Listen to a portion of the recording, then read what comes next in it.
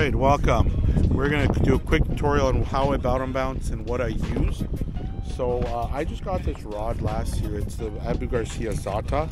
I use a bait casting rod because it's just easy to get your bait down there with a click of a finger, and I just find it's the most versatile thing for bottom bouncing.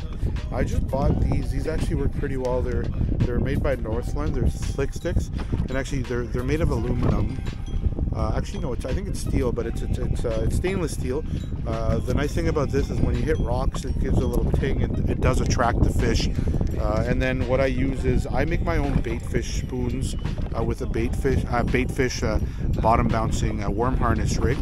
And what I'll do is I'll tie my own. I'll put a swivel on the end, or a barrel swivel, so things don't get all tangled up. And then on the other end, I'll put a few beads. Color-wise, it's really a personal preference, but it really depends on what the fish are biting with.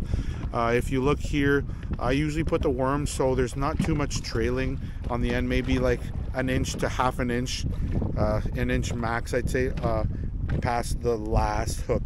And one thing that I've noticed people do a lot when they're bottom bouncing is as soon as they feel a fish on, they'll just give it a big tug. And what you're doing in that situation, you're just actually pulling the worm out of the fish's mouth or the hook out of the fish's mouth, and you're not setting that hook.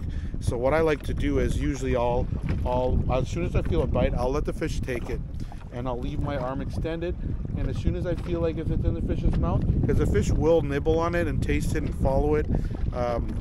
Usually if he's just going to smash it, he's going to hook himself, and you just start reeling. But it's essentially I'll go like a smooth forward motion up to the front and then start reeling when I got that rod bend and tension on, and you just reel. You really have to only reel very very finessey. You don't have to give her hell here. The drag, you set it to your liking, but make sure you set your drag so if you got a fish on there, you always got tension. You don't want it too loose, you don't want it too tight where a fish will snap if let's say a pike hit it or something, because I have caught some pretty big pike bottom bouncing.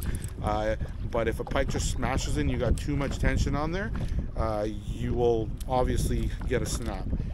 So you got to work with that, find your happy medium, and just remember always the key is forward motion, very slow, keep the rod tip engaged and bent, and then you start reeling them in slowly. Another thing you want to keep in mind when you're bottom bouncing is you're always going to be moving 1 mile an hour to 1.2 miles an hour, maybe 1.3 depending on how aggressive the fish are.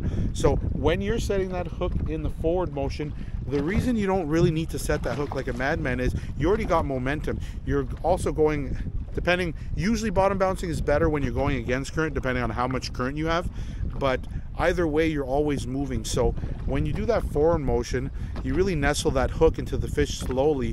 When you give it a quick jab, the fish will fight like crazy because it'll feel that hook right away and probably get off. But what's nice about bottom bouncing and setting the hook real slow like that, you have the momentum of the boat moving and the water and the current on your side.